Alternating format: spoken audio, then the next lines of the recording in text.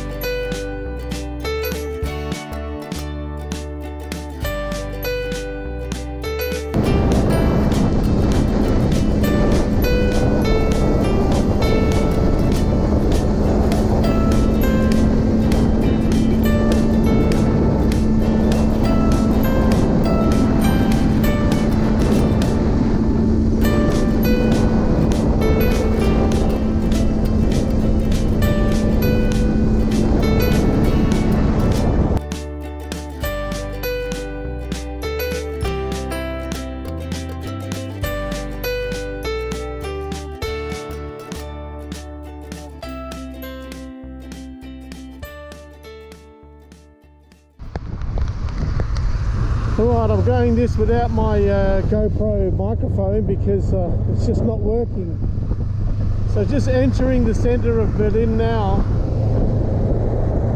Got about another kilometre to go. So I figured I'd take you for a ride. It's a pretty good...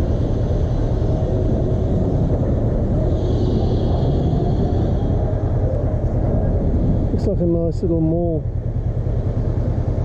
First thing to do, get rid of this jacket. It is stinking hot here.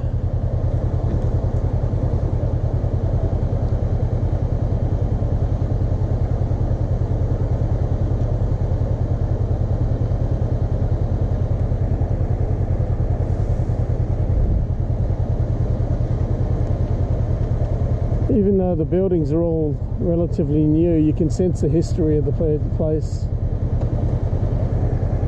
Seen enough films to know what happened here. Synagogue. This is usually where I get lost. Oh, not even sure if you can go that way, or you can. Damn. I'll just reschedule that route.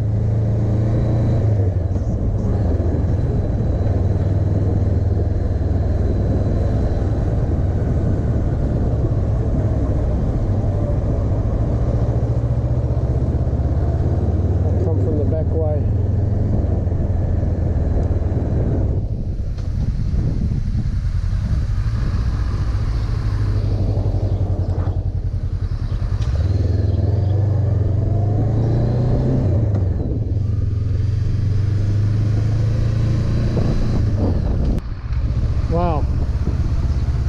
Just noticed this, and all these crowds of people.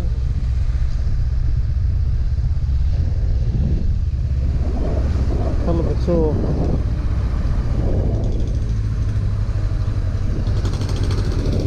That's the thing about getting lost, I just love it.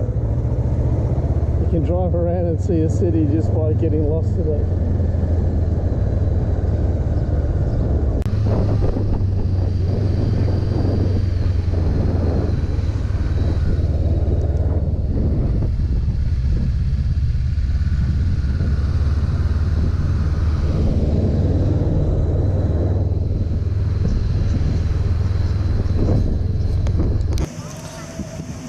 So this is Berlin, Nimes is it, and Pergamon. Beautiful sunny day in this park.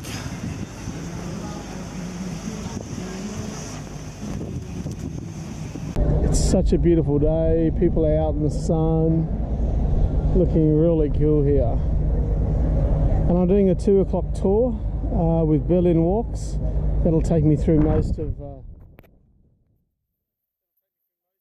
Berlin, and then you can join me.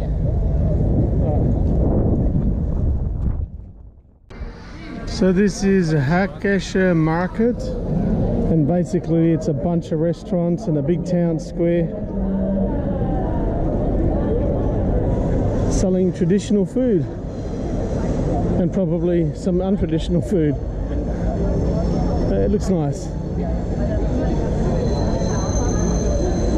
Gelatos are very popular today.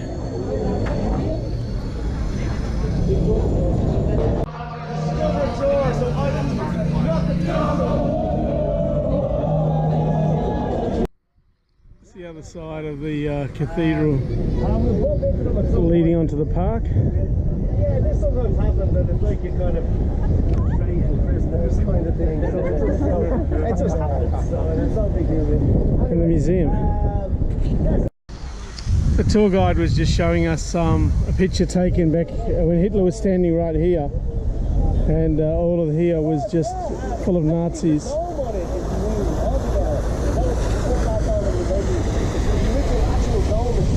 There's a tour group. Most of the brick is original, but you can see parts of it like over here where it was clearly repaired. There used to be Nazi flags all along here and there.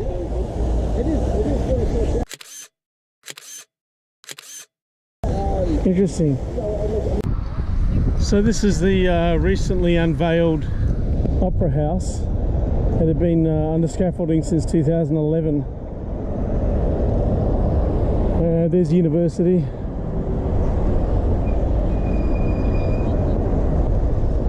Karl Marx had studied here.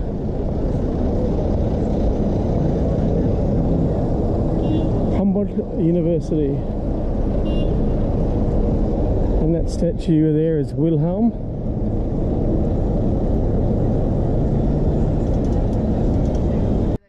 Every university town across the country in the following days and weeks. It's not going there as often, is it? This is where they raided the books in 1933 and burnt all the books here. I'm dying at first. I'm sure some of you are.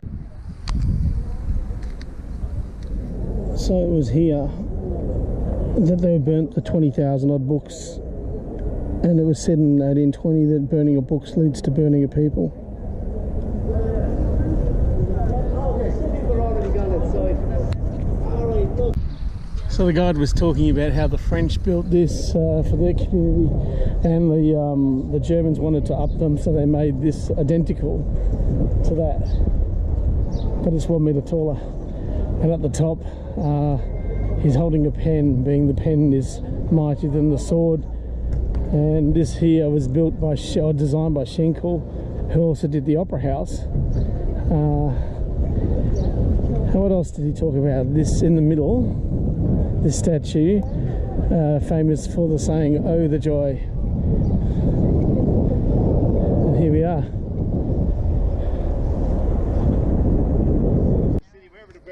Okay, east. I'm in the east, you're in the west. West. And you see this little metal strip on it? Yeah. You'll see this intermittently. Just says Berliner Mauer 61 to 89. So it's a Berlin Wall. And then the years it was up. And wherever you see this, if the writing is the correct way up, it means you're standing in West Berlin. And if the writing's upside down, it means you're standing in East Berlin. So yeah, take a second there. Feel free. If you Okay, this is Checkpoint Charlie.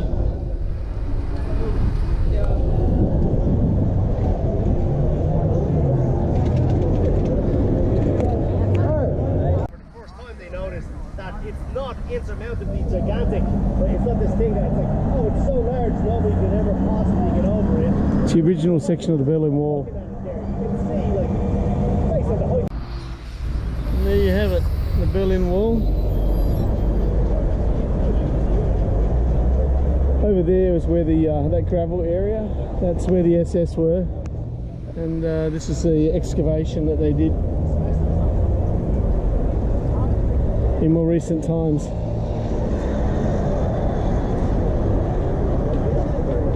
There you have it. Yeah, SS building was completely annihilated. The bombers would have hit this one really hard, and all the officers that were around. That's all that's left of it.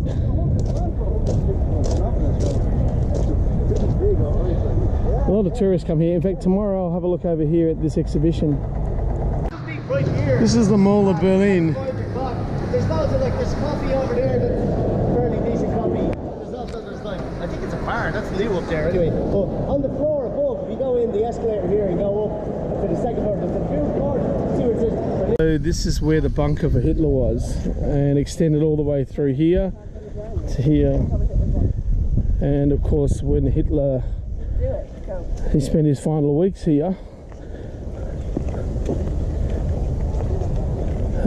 finally being cremated, and then his ashes were dug up many years later and incinerated.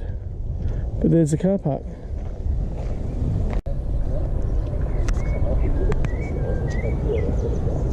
So this was the bunker that was turned into a car park in 1945. Yeah.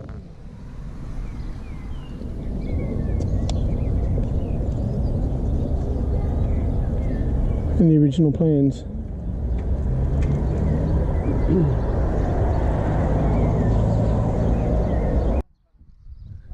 Just over the road from the bunker is this memorial to the Jewish people.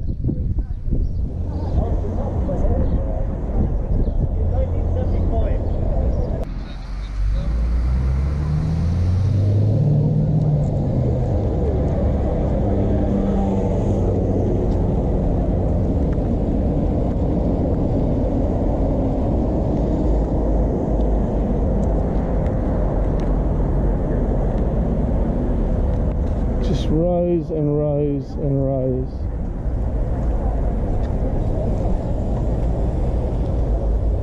For the disparity between the Nazis, the top-down view of like the opposing order, you know, whereas the reality is on the ground they're actually creating like total chaos. There's also 2,711 of these blocks, and that's a prime number as well. So that means it can only be divided by itself or by one, and so that could potentially be about, you know, the individual within the group or the collective, or even within the kind of universal. And also no two blocks are the same, right? So every block has its own individual dimension. So again, possibly representing the fact that each victim was an individual in themselves, with their own ideas and their own life and their own perspective and their own aspirations and hopes and their own personalities and their own death as well.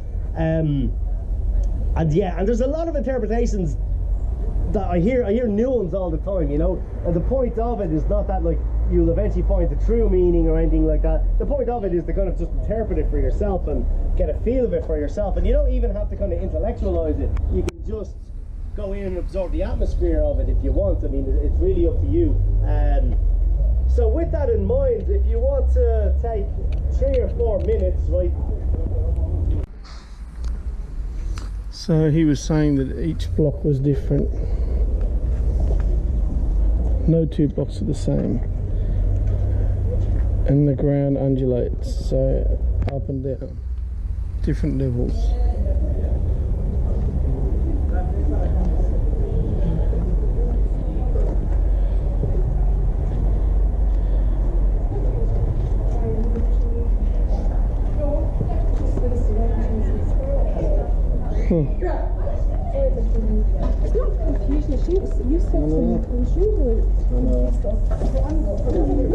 Oh, you'll probably recognise this one as the Brandenburg Gate, going through it, and there's the Reichstag.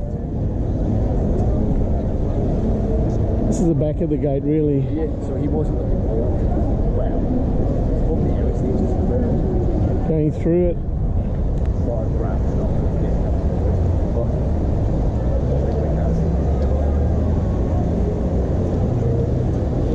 Obviously loads of people are here.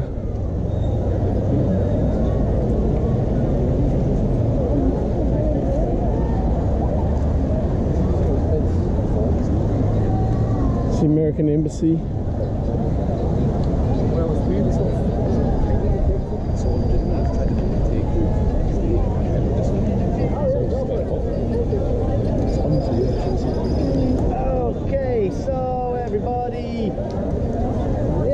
actually, let me stand here so that way the thing I'm talking about is behind me and you can look at it as I'm talking. Okay, so you can all hear me, can you, from where you are? I know I'm competing with music. Can you guys hear me over there? Yeah? Okay, grand. So this is the Brandenburg Gate. Of course, that's one of the most kind of iconic things in Germany, and it used to be one of the old entrances in and out of the city. So, you know, in the 17th century, you had Berlin was surrounded by a wall. You were inside the walls, you were in the city, you were beyond the walls, you officially were not in Berlin. So we would have just entered Berlin there if this was back in the day. You know, it wasn't a defensive wall, it was actually for taxation purposes. So you had to pay a tax whenever you entered the city, and the easiest way to control it was wall it off. You have to go through these gates. This is the only remaining of the gates. All the other gates were well, what was left was destroyed in the war. It's the only remaining one, but even back in the day it was the most important one as well, because it was the one that the royal family used to use to enter and to exit the city. So they came through the middle section there, only their carriages were allowed through there. So we've done our other law-breaking thing. And this street here, this is called Unter den Linden, so called because of the trees that line it all along the way. They're called linden trees, and they go all the way down to the Royal Palace. Remember earlier when we saw where they're rebuilding the Royal Palace? Yeah, so that's literally just straight down that street there. And so they would leave the palace and they would you know, come to exit the gate through this way. Now, when Napoleon Bonaparte took over, he came right down the middle of the gate, of course. He also took a fondness for the statue on top there. That's called the Quadriga. Like, so he liked it so much he robbed it, the whole massive thing, and brought it back to Paris. Now eventually, of course, Napoleon lost, as we know, and when he lost, the Prussians recaptured their statue and put it back up on top of the gate, but not before changing it. So they added in the staff, which is the Iron Cross in it, and the eagle, both Russian military symbols. They also changed the name of the square here as well to Parisier Platz, or Parisian Square, or Paris Square. And the idea is that Prussian military victory will forever be staring down upon Paris. Somewhat ironically, is the French embassy is over there nowadays, but yeah, that's like a later development. That was just by coincidence. Also, it does look at her head. I like that she's looking right at the French embassy. Now, I understand this is the Reichstag building, the home of the government, hence the police and all the fences.